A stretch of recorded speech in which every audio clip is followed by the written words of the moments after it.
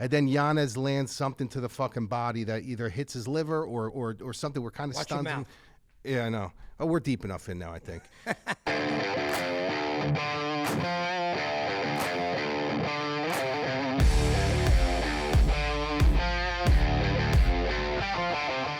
All right, welcome to Inside the Distance, a combat sports show that's on the clock discussing all things MMA, breaking down the top 5 fights.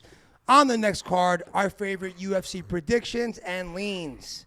My name is Anthony Bashilio, a.k.a. Bush, and I'm here with Mike, the MadLab Irato. Dr. Pepper. He loves his fucking new Dr. Pepper creams. I haven't tried it yet. Zero It's sugar. I fucking can't wait to amazing. try it. I got one in the fridge. We're from the MadLabmma.com, the premier MMA content provider. I got to change that. Doesn't sound right. As a member, you'll get full breakdowns, finishing predictions for every fight on the card, MadLab's recommended UFC leans, private members-only podcast, members-only live stream on fight day, and our private Discord where you watch the fights with us together, and we talk smack all night. All right, MadLab's predictions are hitting at a 67% clip in the past decade. All links to our site are below with the coupon code for $20 off your first month's membership. Lastly, we're from New Jersey, so we have to shake on this, okay? We'll provide fun, entertaining content every week and do our best to give you the winning predictions. In return, all we ask is subscribe to the channel, smash the like button, and share this show with any of your friends who like UFC or watching combat sports. So just do that for us, and we're ready to roll. Here's how the show works. We will have 3 minutes to discuss the topics and 5 minutes to discuss the main event.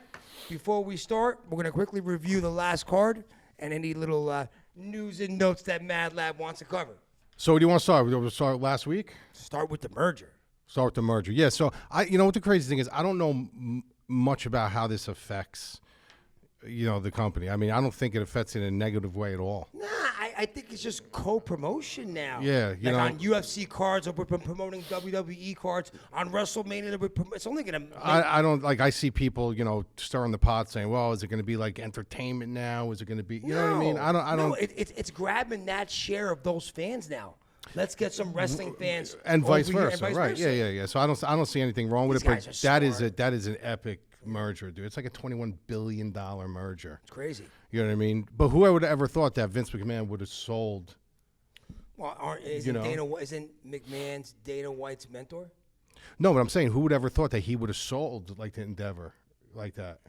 You know what I mean? So He's got it's so much money, it's don't even incredible. matter. It's like it's really. I mean, it's people are under the MMA media is undershadowing because obviously it's a positive thing for Dana White. So I looked. I mean, the stock didn't move. probably not. No, Not- but it will. I'm sure it will.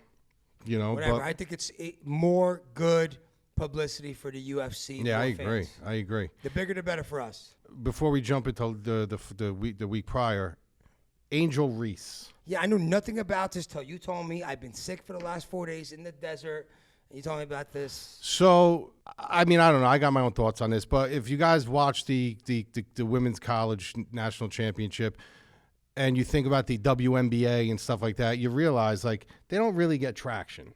Who watches the WNBA? Who really ever, when you see the games, is the arena ever full? Never. You could buy tickets for $10. Chris Rock was talking about that. It's the truth, though. Yeah, it's yeah. really the truth. So now you got 2 girls in college basketball who bring that steam and bring that trash talking, and they bring games behind it. You got Caitlin who's dropping 30 a game, and you got Angel Reece who had 34 double-doubles the first time in a single season. That's crazy. So they're not just talkers. These girls are LSU, and who was the other team? and Iowa. Iowa.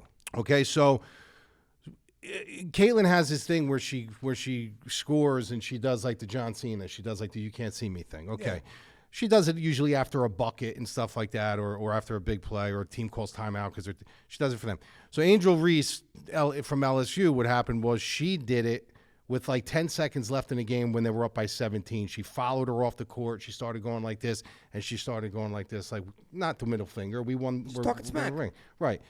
People are taking there's been it's been trending on what a POS she is and how unclassy she is, and I'll never raise my children this way. What kind of example does this set for my children? I'm saying to myself, since we were born, since the beginning of time. So soft, bro. Like since the beginning of time. This is Can't even sports. talk smack. We're trying not to curse, by the way, because we found out that YouTube can we're pull back on you. I'm sure like near the tail end of the show. Doing my best, even though I usually curse, 100 times. That's why I said POS. So I'm holding myself, talking smack. I can't say SHIT. So when you really look at it, I mean, it's like, what are we doing here?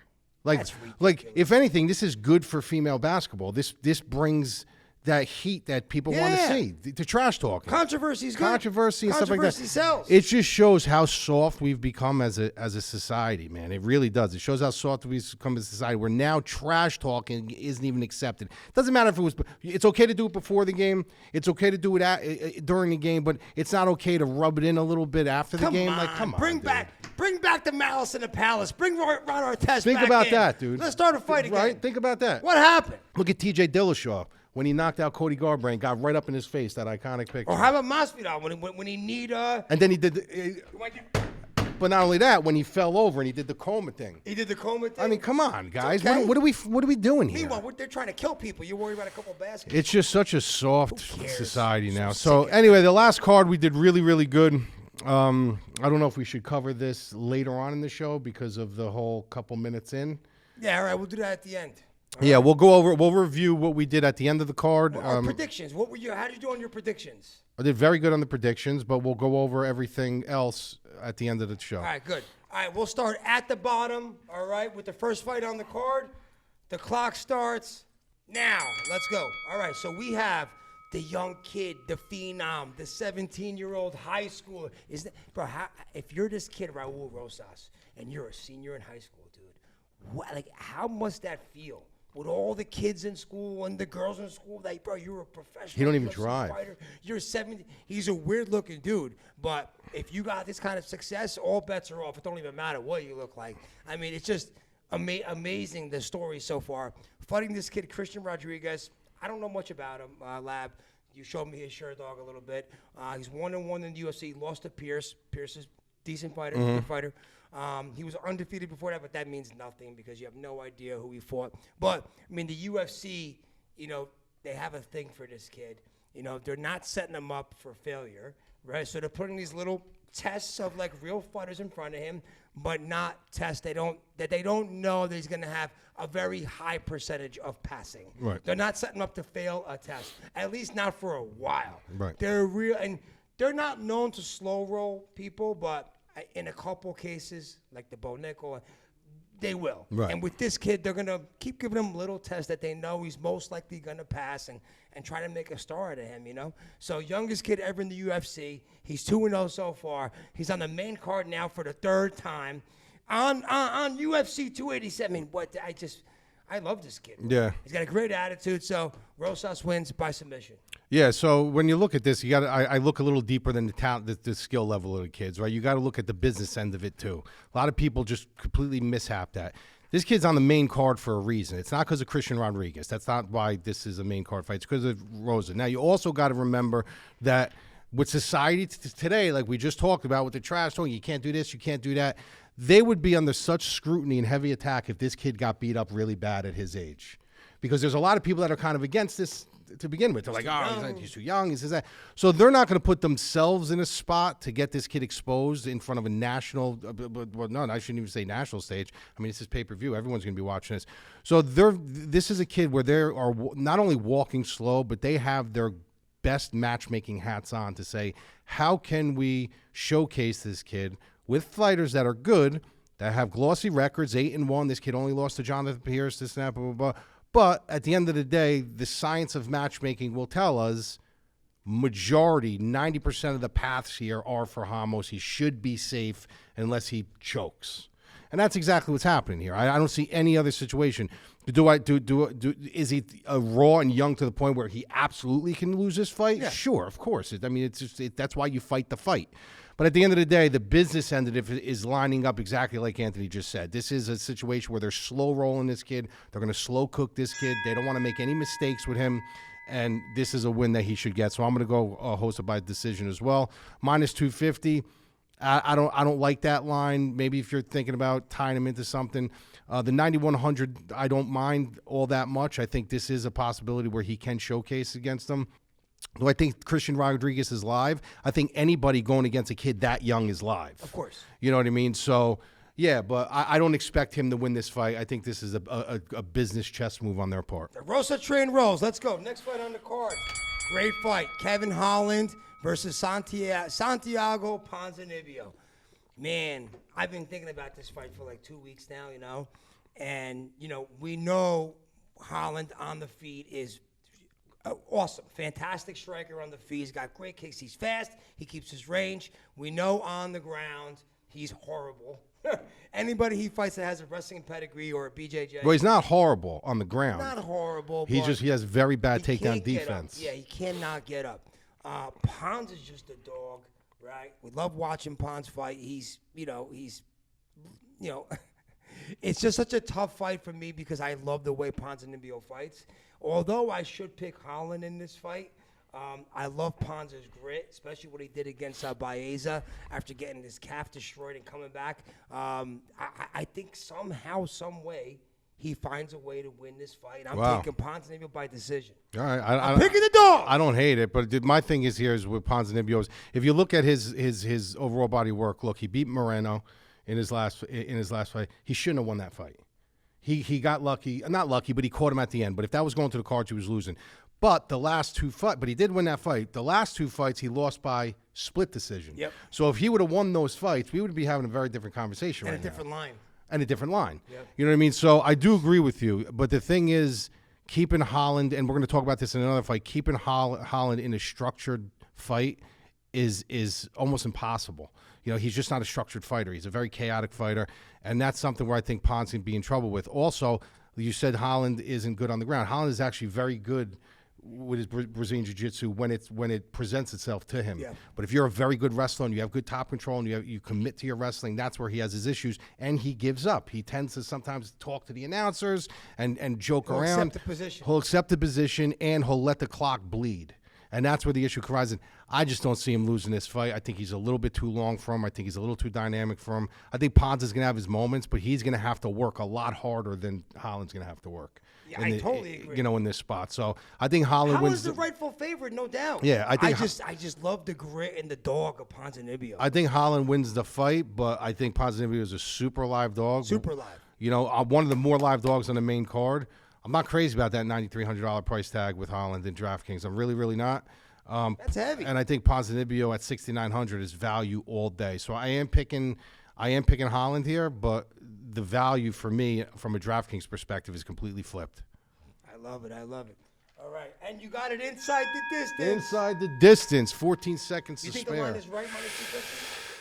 Just be a little tighter? Maybe 180? I say like 180 is good. Right? Yeah. All right, cool.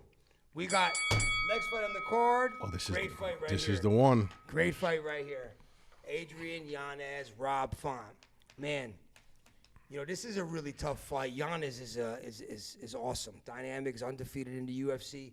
You know, Rob Font is on a 2-fight losing streak. And if you watch the Marlon Vera fight, you know, Rob Font was striking great. Now, Vera never wears it, Marlon. Even when he gets hit hard, he don't wear it. His face looked clean. But Font outlanded him like 2-1. Problem is Rob Font don't have a lot of power. And he was getting dropped in every round. Yeah. And Vera's got power, but, I mean, I'm not going to say he has crazy power. But Rob Font will outstrike almost everybody in that division, right? He's got the volume down. So, to me, it's like, can he avoid the knockout from Yanez? Because I think that Font can win a decision here if he outstrikes him and avoids the serious damage and avoids the knockdowns. After watching the Marlon Vera fight, you know, you would think that, you know, you would think otherwise. I don't.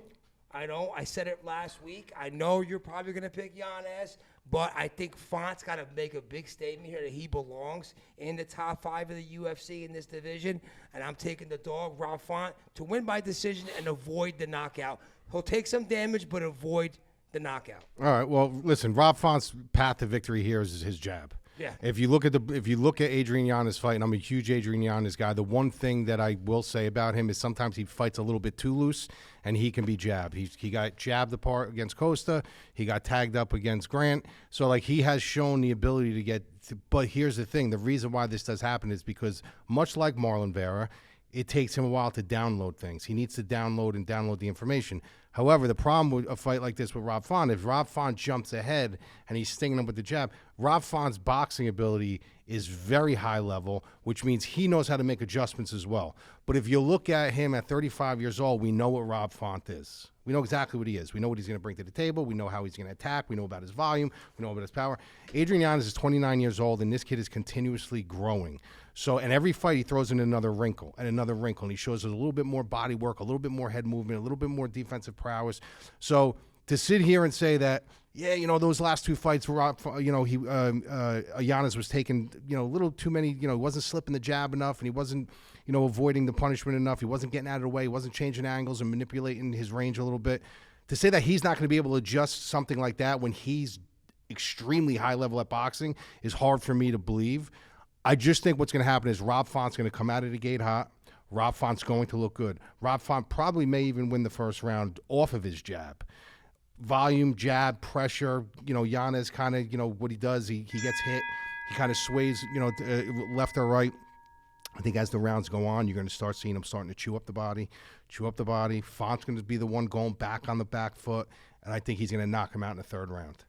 Well, you know, this ain't a 5-round fight, so. And I think it's going to be predicated off of a body combination to the head that's going to drop him. I think Font could be up two rounds to none going into the third. And I say he wins. Just avoid the knockout. He wins round one, maybe. Round two was kind of a close swing round, and then Yanez lands something to the fucking body that either hits his liver or something. We're kind of stunned him. Yeah, I know. Oh, we're deep enough in now, I think. And I think that's what happens. I think Yanez. I'm really, really high on this kid. I'm really, really high on Yanez. I don't blame you. And I think a lot of people aren't giving him enough credit for his durability, and they're not giving him enough credit for his defensive prowess in boxing just because of a few showings. So I'm going Yanez third round knockout here. Not ultra confident in it, obviously. But that's my prediction. When you look at the line, I don't like the line. I don't like this line at minus 185. I don't mind 8,500 at all because I think it's going to be a scrap either way. So I think both of these guys hold value. Rob Font, obviously, but like you said, if he wins, I think it goes decision. Have a little Rob Font in there. But I don't mind Yanez at 8,500. All right, you got it. All right, co-main event on the card, man. Great fight. Gilbert Dorino Burns against Jorge Masvidal. All right, here's my take on this fight. I think Burns. I love Gilbert Burns. I think he's a. You agree with this line, though? No. I mean, that's I do not agree with this line. You agree with his DraftKings? I don't agree with any of it, man. I mean, I don't know why. I mean, Masvidal can knock out anybody. Do I think he's overrated, overhyped? I do. I really do. You know, he did the BMF belt, and then the shot to the knee against Ben. Askren. Ben Askren. He got totally destroyed against Usman. Covington messed him up too. You know, when you look at Masvidal, when he's fighting the better guy, sure, he beat Nate Diaz. I don't think much of Nate Diaz. When you look at the level of competition, when he shines and when he doesn't, he don't fight the top level. He don't have that, bro. He's like Name. He has that flash, that Miami thing. He beats who he's supposed to be. He beats who he's supposed to be. Yeah. Yeah, that's the best way you could say it, man. I think that, you know, Burns is in that top five. Where he could beat anybody at every given day. He could beat that. Yeah. Burns could beat Covington on a good night. He could beat Usman on a good night. He knocked down Usman. Yeah. Masvidal had no chance. Chimaev, look what he did with Chimaev. With Chimaev, he took. Yeah. I mean, that was amazing. Bro. That was the fight of the year. So I think Burns is on a different level. I think he takes Masvidal to the ground multiple times. And now, don't get on the feet. Masvidal's dangerous, and he could knock Burns out, no doubt. But I don't think it's going to go down that way, and I think Burns wins. I don't know. I was going to say by submission, but I'm going to say decision. Yeah, decision. That's what I'm going to say. Because one thing about Masvidal is his defensive grappling is good. Yeah. He survived. He survives, you know. But here's the thing. This fight all boils. First of all, these lines are ludicrous. But this fight does boil down to one thing. Is Gilbert Burns going to go back to the Gilbert Burns that fell in love with his hands? Because if he goes back to that Gilbert Burns, then he's going to have an issue. All fights start on the feet every single round. Hey, he took Chimaev down a couple times. Right. I get it, but I'm just saying he's got to be of the mindset that that's the one thing I don't like about some fighters is sometimes they leave what got them there. You know, they say, I found this new shiny toy. Usman. Like Usman, same thing, exactly. So Gilbert Burns did that for a while too. He fell in love with the knockout and he just forgot about his Brazilian Jiu-Jitsu. This is his clear path to victory. If he literally just goes in and says, I am going to use my Brazilian Jiu-Jitsu and my wrestling with body locks and trip takedowns and stuff like that, it's going to be a boring 3-round fight. Literally, but where you're going to see Masvidal looking up at the ref, going like this, laughing in between rounds. It's going to be a boring fight. If he decides to stand and strike with him for 3 rounds, there's going to be a lot of guys who are going to have Burns tied to their parlays that's going to be sitting on the couch saying, oh, shit, what's going on now? So I don't think there's a way he loses this fight unless he stands and trades. If he goes in with the mindset that I'm going to grapple and I'm going to wrestle and I'm going to utilize my Brazilian Jiu-Jitsu, I don't see a way that he loses this fight. I don't. It's if he stands and decides to trade with Masvidal is what I'm afraid of, and I'm not sold that he's 100% not going to do that. So I'm going to go Gilbert Burns. I'm going to go Gilbert Burns by decision. I don't think he's going to sub him. But man, buyer beware if you're going to tie him into things. Line's through the roof. Yeah. DK's through the roof. Just be careful. In fact, Masvidal at 6,600, it's a great punt. Yeah, to an extent. But I could see a situation where he's a terrible punt if Burns decides to grapple. You know what I mean? So, but you don't know. Like, what if he does come out with a crazy flying knee or something like that? I don't like Jorge at all in this fight, bro. I don't either. But I just think that it's a little disrespectful. Minus 450. Big time. For a guy that has one of the biggest contracts in the UFC. Yeah. How you like that? Biggest contract and one of the biggest contracts. And you got to also remember too how much he's got the game bred boxing going. He's got so many other things going on. Who knows? I don't think he's as hungry as he was. We shall see. All right, we got 5 minutes here. Last fight on the card, the rematch. Israel Adesanya for the belt against Alex Pereira. He's 0-3 against Pereira now. Right? 2 times in glory, 1 time in the UFC. And man, we've seen this happen a lot now with championship fights. It happened with Usman Edwards, the first one, 5th round. It happened with this fight too. Although Pereira did hurt Izzy a little bit in the first round of the first fight, but then Izzy won every round after that until that 5th round. I don't know why he was against the cage, why he even let himself get in that position. Pereira's got bombs, bro. He's got power. He's got serious power. He could easily be a light heavyweight. Easily. He's the real deal. But it's just, I feel like I'm having this Usman conversation. The problem I have right now is I feel like it's the Usman thing all over again. Like, hey, you forgot how dominant he was, but look what Edwards just did. And then you got to think about the mental part of this now. Like, I know he acts like everything's fine, Adesanya. He's shopping and buying new kicks on them bedded and this and that. But no matter how much they tell you that it didn't affect them, you can't tell me it's not in his head, bro. Mm-hmm. That this guy's following him around, beating him wherever he is and trying to take everything away from him. That being said, I still can't pick against him. I just can't. I really think Adesanya's one of the best of all time. One of the smartest, probably the highest cage IQ out of any fighter, up there, top 3, top 5. I don't think he's gonna let that happen again, and I feel like I'm saying that. What that? Yeah, keep going. I feel like I'm saying the same thing like with Usman before, but I gotta pick Adesanya here, and I think he's gonna win by decision. I think he's gonna make it an Adesanya boring fight that we used to complain about. But I think that's the smart way to fight this guy. He's going to make it a boring fight and win by a decision and not be exciting. That's what I think. I think what's going to happen in this fight is basically, I'm going to just add detail to what you said. But if you look at, first of all, let's go back to the knockout. Let's go back to the knockout. People are saying, well, he's coming back too soon. He wasn't knocked out. He wasn't even knocked out. That's what I'm saying. They're like, what if he came back? He wasn't knocked out. That was actually even a questionable stoppage. Good stoppage. Right. Because it was probably coming to that. Yeah. But it was questionable. Yeah. So that's nor here nor there with that. The issue that I have with Adesanya, the only issue is exactly what you said. Where is he mentally? Is he going to get into a situation where he gets stung and he's like, oh, my God, I'm getting dragged into that nightmare again? Or is he going to be the Adesanya that I really believe that he is? Like, this guy is just stone cold, and he's going to wash it away and he's going to fight. If you look at their last fight, if you look at even the fight in the kickboxing when he got knocked out, he was winning both fights. He was on the head of the cards 3-1 in his last fight. 3-1. He was on his way to win.